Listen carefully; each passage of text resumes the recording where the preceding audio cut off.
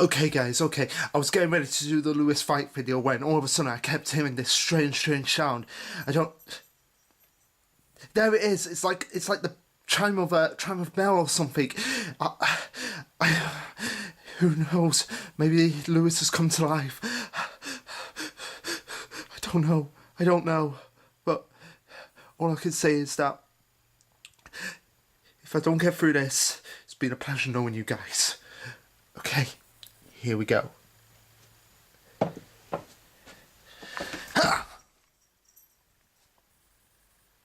I'm an idiot, guys. Look what it was. It was my cat. Well, one of my cats. Yeah, her name's Poppy, this one.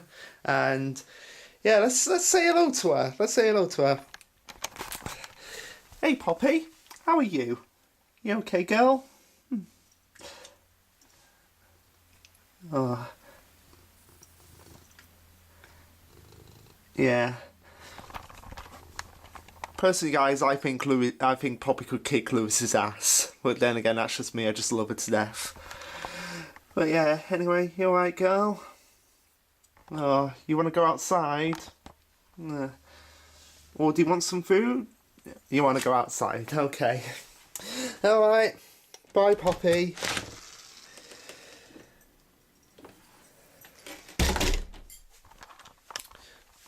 But yeah, I'm an idiot.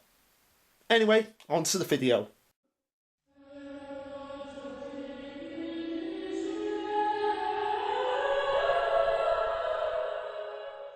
Hey guys, Luke here, and today on these videos of the Promised Neverland we're going to be talking about, in my opinion, one of the most awesome fights in the series.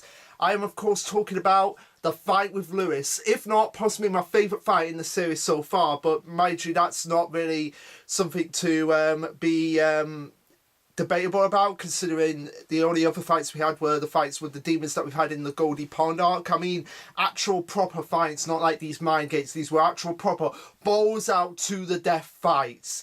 Now, the reason why this is not only one of my favourite fights in this series, but possibly the whole of manga and anime, is because of how well it's built up and how well it delivers. And a lot of people have been questioning this, like the nature of how that fight ended, and I'm going to go into reasons why today, why I think it's actually believable and plausible in that regard. But anyway, let's get into the backup of this fight. Now, this fight was built up big time. This fight was built up ever since the start of the arc, pretty much. Like when we first met Lewis, like when he was talking with demons, when we were talking with the demons here, and he was like finding that perfect human to actually hunt and to actually be hunted, and that's what makes this one of the better fights, because he, like I said in his previous videos, like I've always said about Lewis, is that he is one of those opponents, like one of those villains that are actually respectable of their opponents. Like he will actually learn from his opponents, and he actually wants them to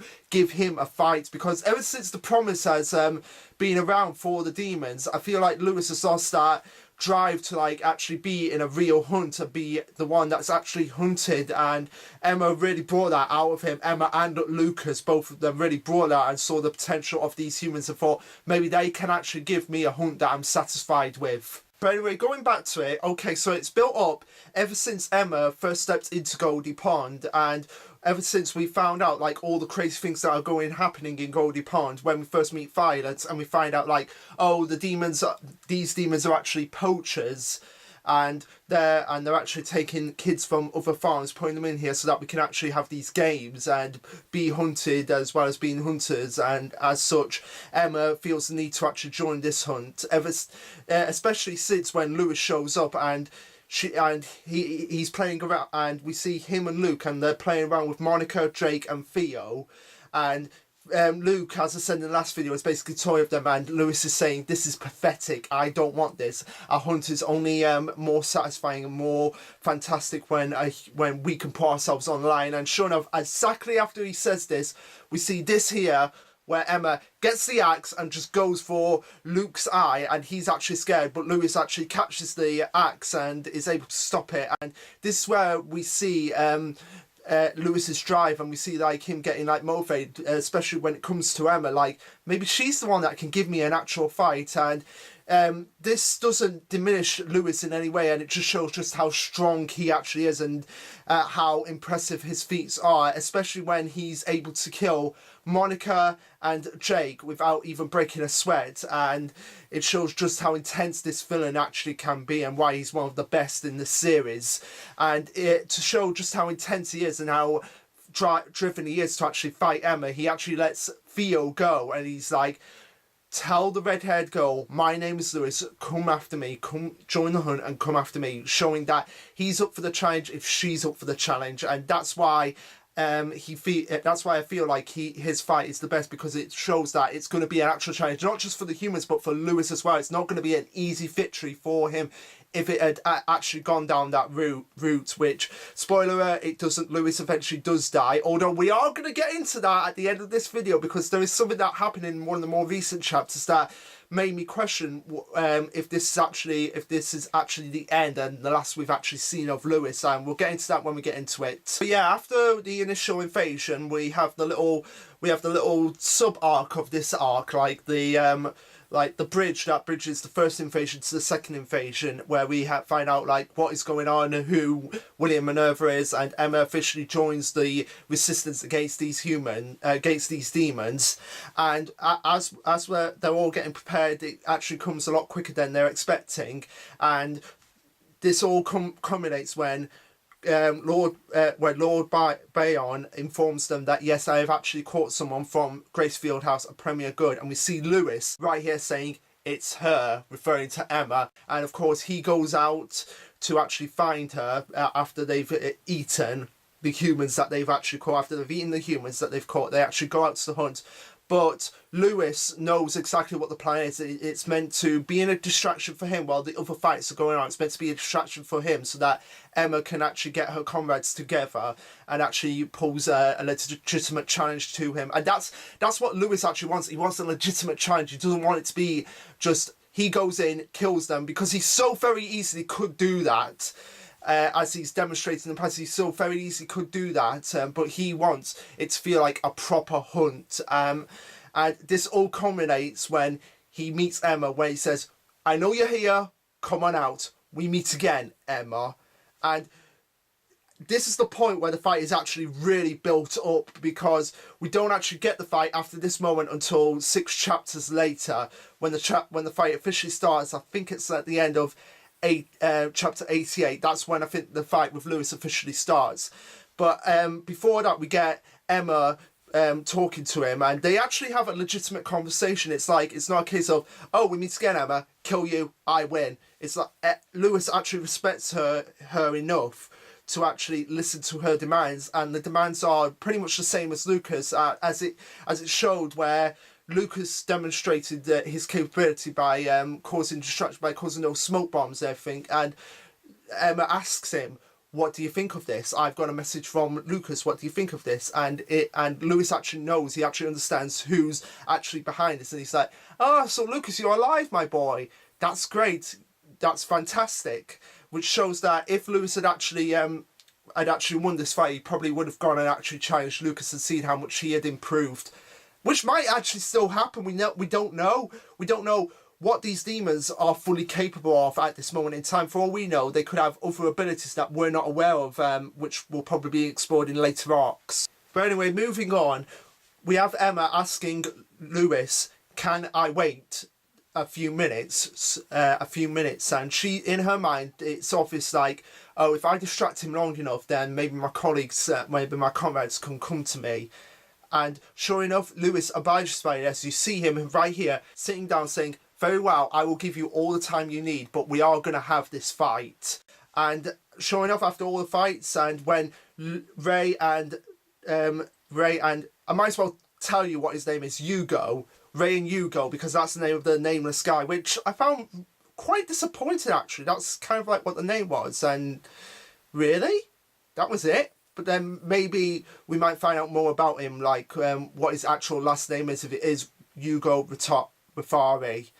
But anyway, as we see with Ray and Hugo, when they get in and they shoot, and Hugo shoots dead Noma and Noma's, and Violet's like, oh good, so you're Emma's comrades. And Ray's like, where is she? And she explains that yes, she's gone to fight Lewis. And then we cut back to Lewis and Emma getting prepared for the fight, and Lewis is like, seems like your time's nearly up, Emma, and your comrades are not here. And Emma's actually the same with Lewis, thinking that, oh, since your comrades aren't here, it must mean that they all got defeated, and sure enough, Lewis actually agrees with that. He's like, yes, the whistles have been blown. It's obvious that they have been defeated, and it's quite fascinating that you guys were able to actually kill them. We were rabbits were actually able to kill these demons, actually able to kill us.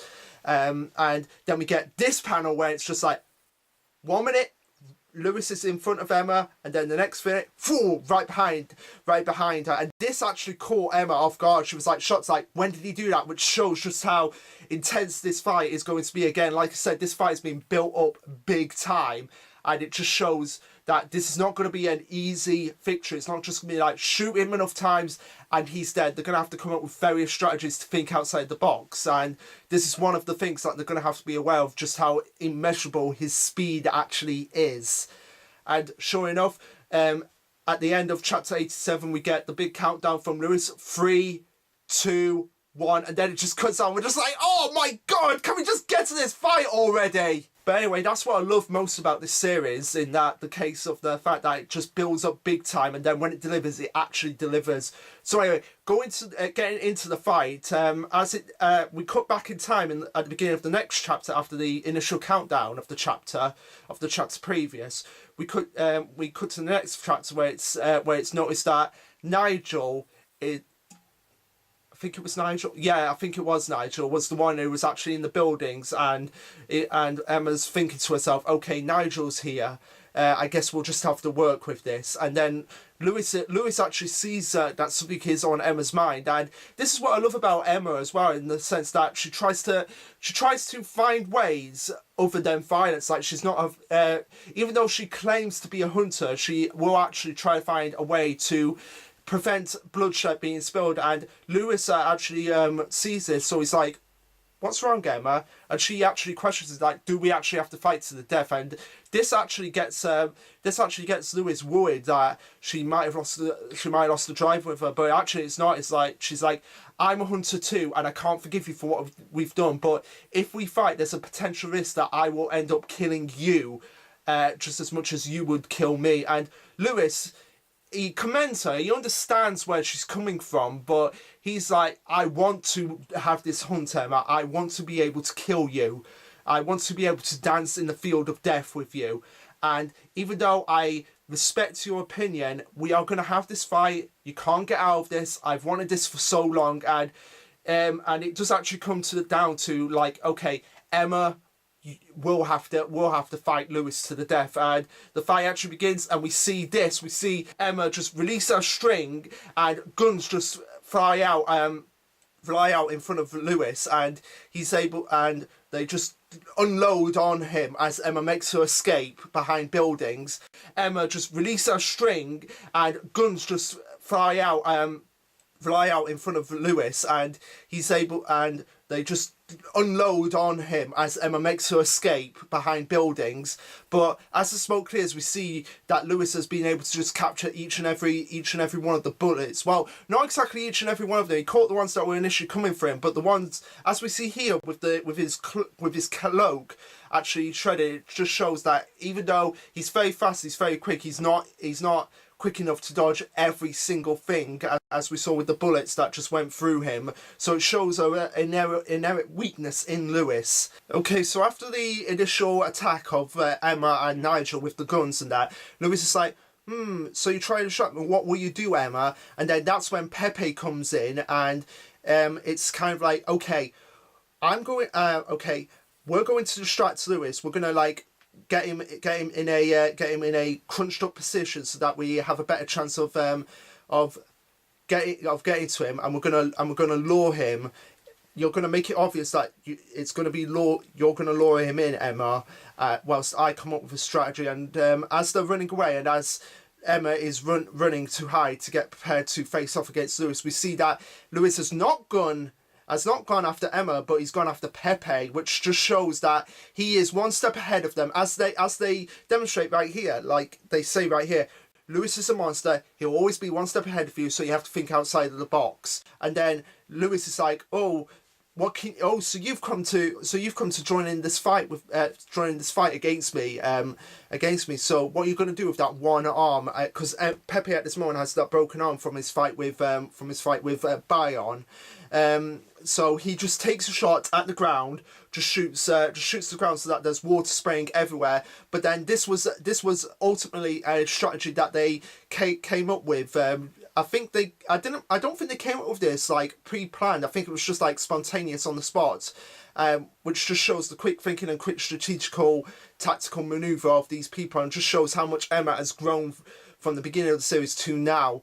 And Emma, sure enough, gets a cable, just strikes the ground with the water and electrocutes Lewis, which just completely catches him off guard. Just shocks him, literally and figuratively shocks him, and he's like, electricity! And then that's when Nigel thinks that he can take a shot at Lewis, but of course Lewis, despite being electrocuted and despite being powerless, which I think is one of the reasons why he slows down, I think the electricity actually damages his speed and his reflexes, but not enough so that Lewis can't just actually block his mask being destroyed. And Nigel is like, that was one of my own shots. He blocked it, and then Lewis is like, I'm not letting this happen to me again. And he actually tries to go out and grab Emma. And as everybody's thinking like Emma is going to die, we see a shot from the side come down from no other than Hugo, who's right here looking all badass with Ray, as he says, "Long time no see, Lewis." So yeah, after Lewis is struck by Hugo's shots, which actually is a callback to just how effective Hugo is with a sniper, as we saw at the end of the fight with Noma and Noma's, how he's just able to just get a single shot, kill Noma, and it's further evident here how skilled he is, where he's just able to, from the side, not from like actually in front of Lewis, but from the side and on top of a building, he's able to just get it and actually destroy the mask. And what we see under Lewis's mask is actually not what I expected, because I initially thought that under Lewis's mask there was just going to be a mouth and that was it. There was not going to be an eye, and I thought the monkey was actually going to be the eye that they had to shoot in order to kill Lewis. But no, it turns out it's like a full face, and it's as we can see here, it's like really grotesque and veiny, and it's kind of cool. It's actually kind of cool. And sure enough, after we've had that, and they're like, Lewis's mask is broken, this is our chance, and we see all these bullets just being thrown at Lewis, and he thinks that one of them is just a regular bullet. He's like, oh, bullets, they're not going to stop me. But sure enough, it's not. No, it's actually not. It's actually not bullets. My mistake.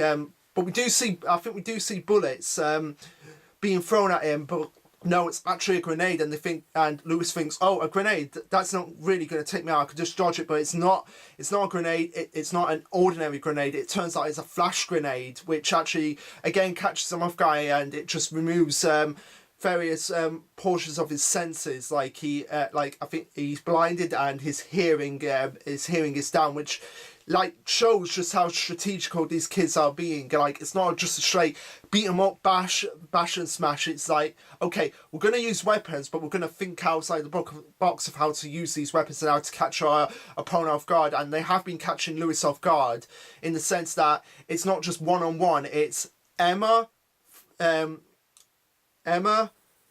Nigel, Pepe, Ray, and Hugo at this point. Which even the most skilled people, even the most skilled characters in anime and manga, they would have trouble with that amount. And this is why I think the fight against Yuha Bark in Bleach, the final fight in Bleach, could have been handled a lot better, because it didn't just have to be Ichigo Renji, Aizen. I'm not including Uryu because he wasn't really involved in the fight, and Renji might not have actually been there, so it didn't just have to include Ichigo and Aizen. It could have included a lot more people, and this is one of the fights that actually demonstrates why, because Emma wouldn't have been able to do this alone, and it's proven time and time again that Emma, despite being very quick on her feet and very athletic, she has her limits, and she wouldn't have been able to face Lewis alone. That just wouldn't have happened. She would have been dead in an instant. But anyway, going back to it, even though, and this is why I like Lewis as a character, because even though he's being pushed back into a corner, he's not giving up, and we see him able to pinpoint where Pepe is just from his smell, because even though his ears are deafened and his eyesight is sore, I don't think it was stated that his sense of smell was untouched. So he was able to smell where Pepe was and just strike him down. So Pepe at this point is knocked out of the fight. So we have one man down, and then he's just able to strike the buildings, because even though he's blind and he's deaf, he doesn't forget actually where he is. So he's able to like just go for a building and just able to crumble it. And it's the building that Yugo and Ray are on, and they're able to escape, but it was very apparent that if they had not jumped off that building, they would have been in serious trouble. But anyway, everyone's able to just clamber out together into a room and see to Pepe and see like, oh my god, we're just so unprepared at this point to actually take it down. But Yugo is trying to like reassure them as best as he can of how to deal with Lewis, because since he has faced Lewis before, he knows what he's capable of. And Emma is really getting confrontational at this point, and Yugo's like, look, if we defeat Lewis, I will tell you my name. And you see this really cute image of Emma just smiling, and this is the point where Yugo's character actually starts to shift, because it's the first time he actually refers to Emma by her real name, which I think wouldn't have happened if she hadn't have gone after Lewis and just proven that she's willing to put herself on the line for others. I feel like that was the wake-up call for Yugo's character. Okay, so getting back to it, as Pepe is being treated to, which, by the way, I made the mistake just now. It was actually the shards of Lewis's mask that actually did Pepe, and like Lewis knew where the shards had been dropped, so he just chucked one, and it hit Pepe, and it was able to knock him out. And Yugo is saying, we can't beat him. Lewis is a monster. We can't beat him, so just give up. But Emma's not giving up, and that is where not before when she went to face Lewis. That is where Emma makes her plea to him, and he actually sees like Emma's determined to take Lewis down, and if she beats him, he will tell her what his name is. But something else comes to Emma's mind, but it's all interrupted when we see the monkey on Lewis just scream out as it's able to find them, and Lewis just bursts right in, and he's like, "Where are you, Emma?" I don't know if that's how Lewis is going to sound. I imagine Lewis, when it gets to the anime, and you guys can actually make suggestions of what Lewis is going to sound like, but I feel it's like going to be like really suave, really charismatic, sort of like Boros from One Punch Man. I feel like he's going to have sort of like a voice like Boros, and sort of like that kind of mentality to the voice. But anyway, that's just my opinion on the whole subject matter about Lewis's voice. So anyway, he finds them in the building, and they're running away, and Emma's like, okay, we'll use this strategy, and that's how we'll defeat him. So they're going to use this building to try and like get to him and get an idea of how to take him down. And this is followed up in the next chapter, where we see Lewis just chasing them through this corridor as they're shooting at him, and we see Emma get out of the way, Ray just kick a table at him and then just go after him, but we don't see like where Yugo has actually gone. It's just Nigel, Ray and Emma at this point, and we cut back to actually them discussing like what is actually going on, what Emma's actual observance on Lewis was that when Nigel went to attack him, and when he was electrocuted, and he had his hand in the way to block the bullets, it actually pierced right through him, and it took a lot longer for him to actually regenerate. And Ray further follows up on this idea that because Lewis is older, his regeneration abilities take longer, and they sort of use this to advantage. Like, they've actually found a weakness to Lewis that they can actually exploit from him. And as they're chasing through the building, they're saying, okay, we've got enough bullets. His vision may be coming back. He may be able to see at this point, but we've got a lot of bullets. We've got a lot of ammo. We're just going to use it on him, and we get this full-page spread right here of just Ray, Emma, and Nigel just going after Lewis as he's just chucking his way through the building. And throughout this fight, at this point, after the flash grenade, Lewis has just been being ecstatic, like, these are the demons, these are the humans I want to devour. This is a hunt. This is really how a hunt should be, how it was back in the old days. This is how it should be. They're actually fighting back against me, which will just make my victory all the more sweeter. And these are the humans I want to devour. And as he's getting really excited, and he's avoiding all of their attacks, and like I said, this is not an easy victory, because even though he's being pushed to the brink, Lewis is still avoiding all of their attacks that are coming. He's coming at them at full force just as much as they're coming at him at full force, trying to take him down. He goes outside trying to escape them all, but then that's when Hugo springs and he's like, "In your dreams, arsehole," and he tries to strike at Lewis, but Lewis just jumps completely out of the way. He avoids that, and he's trying to get a strategy together on how to take them down. And he's like, right, I'm in this area, I know where everybody is, I can actually get a strategy out. And this is cut out where all of a sudden he's flung around, a building is flung at him, and he's flung around. It's like, where did that come from? And we see Adam has joined the battle.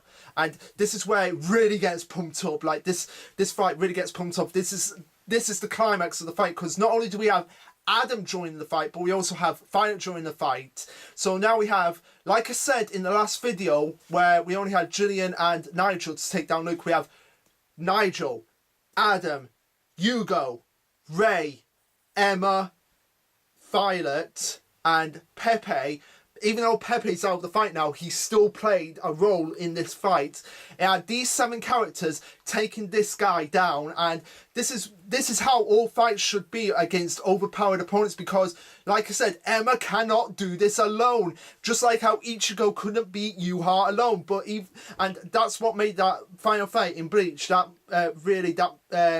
bit of a disappointment. Like, it was just a single slash, and then Yuha was dead, where he had all those crazy powers. But in this fight, they're really pushing Lewis to the brink. They're really thinking outside the box. They're really coming up with various strategies, like with the electrocution and the flash grenade, to just try and cut off his senses so that they have a way to get at him. But at this point, when Adam does fight, and Violet's like, "Do it, Adam," and she just punches him, and he just goes flying, and this catches Lewis completely off guard. She's like, "How on earth did this human just punch me and send me flying through the air?" And that's when he realised that Adam is an experiment from the farm that Bion has constructed. So it's kind of like a combination of the demon's own experiments, as well as the human strategies that are kind of like giving Lewis a run for his money.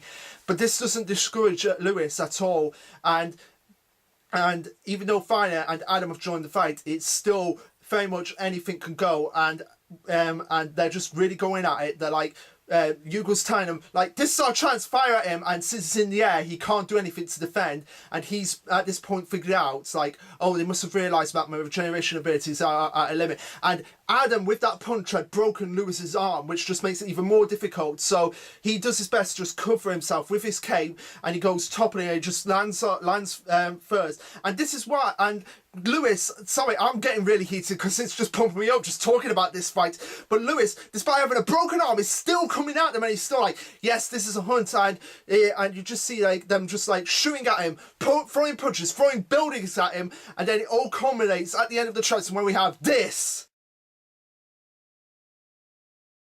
We have Lewis just getting a complete shock on these guys, and it's just too bad, time's up. And and it just shows, it goes back to just how quick Lewis is. Even though his regeneration abilities have a limit, he's certainly not letting his speed deteriorate him, and it just strikes at Emma. And a lot of people thought like, oh, 2 claws went through him, but I'm finding it a little difficult, because as you can see, it like goes, as you can see right here, it like goes right through her cloak. Like, she has a serious injury that goes right through her, one claw, but one claw goes right through her coat. But anyway, that's but I think it was just like, oh, when it sort of went like, just like he grazed her. I feel like it just grazed her her hip. Whereas the other claw did a serious damage through her hole, through her stomach. And at this point, Emma is in complete shock. Everybody's in complete shock. Ray especially, because Emma is the one that really drove him and really proved to him that this can all be avoided. We can survive. We don't have to be food. We don't have to give up. And at this point, he is just out for blood now. And everybody else, despite Lewis saying, "You've earned my respect. You did well, Emma. All of them have earned his respect." They're still going out and they're still trying to do their best to actually bring him down. And this is where a lot of the controversy comes from. Well, when I say controversy, I mean fans just getting uptight about something that happened at the end of a fight. Which, if you look at the whole fight as a whole, it was epic and it wasn't a letdown. It could have been done in like just 2 chapters, and it could have been done, but no, they really took the time to establish like just how much strategy has gone into actually taking Lewis down. And it's been a good like 6 chapters. This fight went on for like a good 6 or 7 chapters. Went on for like about 2 months at the most. Just like this, just this whole fight itself, and it built up to the climax, which we are right now. We see Emma just in a state of limbo, and she's like, my body won't move, and her body is telling her that I am exhausted, I want to die, but her willpower is telling her to carry on. And it shows just through various of her thinking, like she's got a friend, she's got a family, and they're the ones that she wants to survive for, that she wants to build a future for, not just for herself, but for her friends and family. And that's the thing why people are saying the karma friendship power saved this fight, when it didn't. It was her willpower and her drive to save her friends.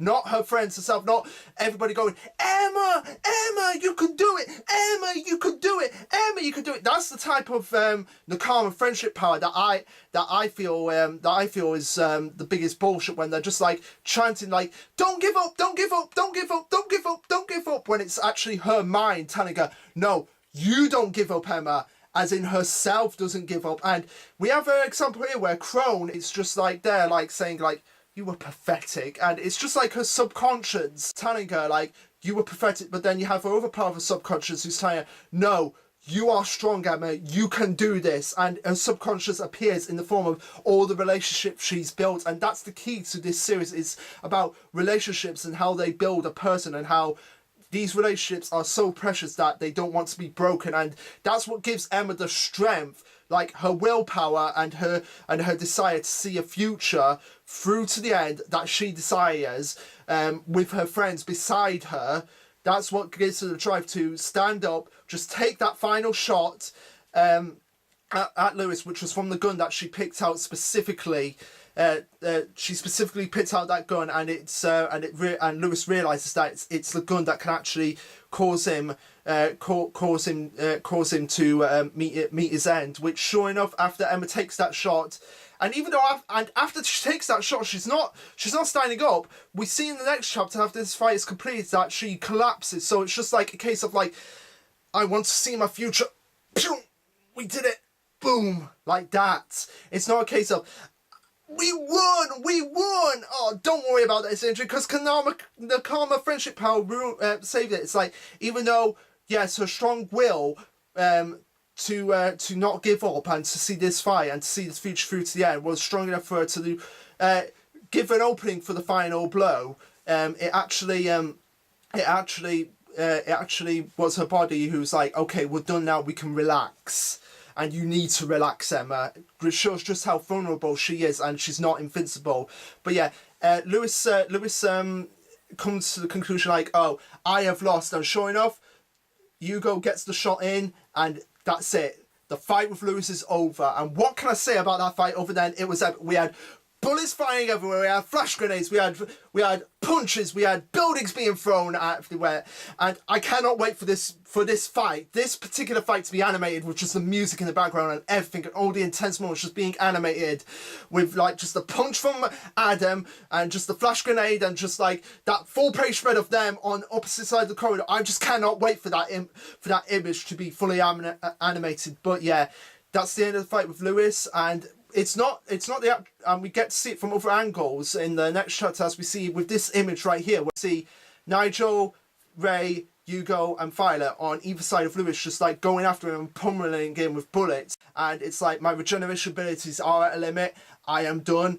I have been given a fight that I'm satisfied with, and I am proud to die. And that's what I love about Lewis, and the fact that he faced his death. He didn't whine about it. He didn't cry about it. I hate when characters do that, when they're like whining and crying about their death, when in fact they should embrace it and let themselves go and let them think like, we did good, which Lewis did do good in this fight.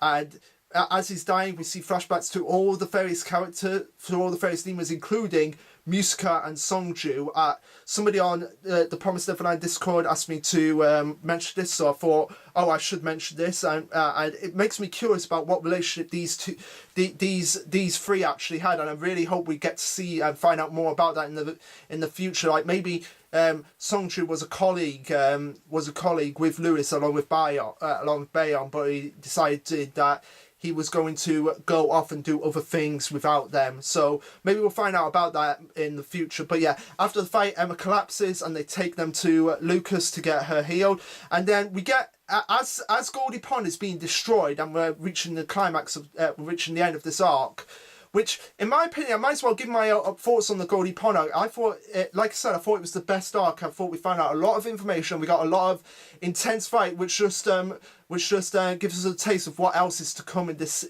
What else is to come in this series, and what other what other strong opponents that we'll be seeing for the humans to actually fight in the future. But yeah, as we're seeing all the demons, like, they're actually defeated, there's one demon that we don't see, and that's Lewis. And as we see here, we see that his cape and his body and everything has all vanished. And that makes me think, like, is he actually going to appear again in the future? Is he actually dead? But anyway, I don't know what's going to happen, because like I said at the beginning of this video, we don't know the exact extent of the demon's abilities, and I feel like there may be more to them that meets the eye. But yeah, in terms of the fight itself, like I said, it was epic and it had a satisfactory conclusion. It wasn't the karma power, it was the willpower and strength and determination of Emma that got it through. She just so happened that her strength and determination comes from the fact that she wants to see a world where humans are not hunted. Not just her friends and family, but all humans. Like, and can you really blame her for that? Like, she's lived in captivity. Before, she thought she lived in a nice, quiet place, happy place, but now she realised she's living in captivity. She doesn't want to feel like that, and she certainly doesn't want to feel like anybody else should feel like that. And she's proven time and time again just how skilled she is. Because as we saw in one image, we saw her training with the gun, and it wasn't just guns and well, it was guns and bullets in the end, but it wasn't just that. It was tactically using those guns and bullets that ultimately did Lewis in. And even though Emma was really injured in that fight, she still didn't give up. And if she had said, I want to protect my friends, I'm using I'm using the strength and will of my friends to actually stand up, that I would believe was Nakama Pro. But no, she was like, I want to believe that I can create a future for everyone. And it was a strong group and determined not to lose to Lewis that ultimately helped to stand up, get the penultimate shot in to actually give them a chance of taking Lewis down, and they took advantage of that chance. And that's where we ended. But anyway, that's all I wanted to say on this video. It was a long one, but I feel like this video, it needed to be justified. We needed to go through every aspect of the fight and every aspect of the characters that join them, because like I said, 7 characters. And the person that actually contacted me on Discord actually watched my video, and he said, wow, I never really considered how also how amazing this fight was until you actually brought up the characters that were actually involved in this fight, because 7 characters and 2 of them got grievously injured before Lewis was eventually defeated, which just shows that at some point there are going to be some deaths and there are going to be sacrifices that are going to have to be made, but ultimately I feel like the humans will come through, but it won't be easy, as we saw with this fight. And I feel like even though this is the longest single fight in the Promised Neverland so far, I feel like we've got even longer fights to come. This was like, okay, the fight started at chapter 88, like the actual fight, the proper fight, at the end of 88,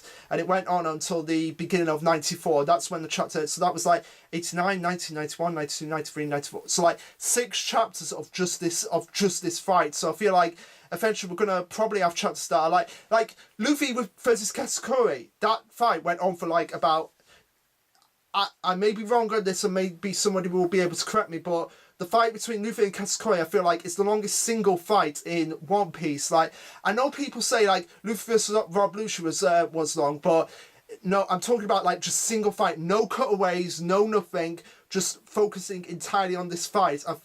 For the most part, I mean, we can have cutaways to other things, but I feel like with Rob Lucci and Luffy, there was a break from that fight, and then we cut back to it, and then I think there was another break from that fight and we cut back to it. But anyway, just in terms of singular chapters beginning to end, where we just see the entire fight, no interruptions, no breaks in the chapters, I feel like Luffy vs Katakuri was the longest fight. I feel like that went on for about 20 chapters. That went on for a really, really long time. That was a long fight, Luffy vs Katakuri. I feel like we're going to get something like that at the end of this series, because as we've discovered in the latest chapter, they're going to actually go to the Demon King, like the one that's name we can't pronounce, that we can't see, and going to try and come up with a new promise. But seeing as how the Demon King refers to them as his enemies, I don't feel like he's going to listen to them, and I feel like they're going to be in trouble, and I feel like there's going to be another fight that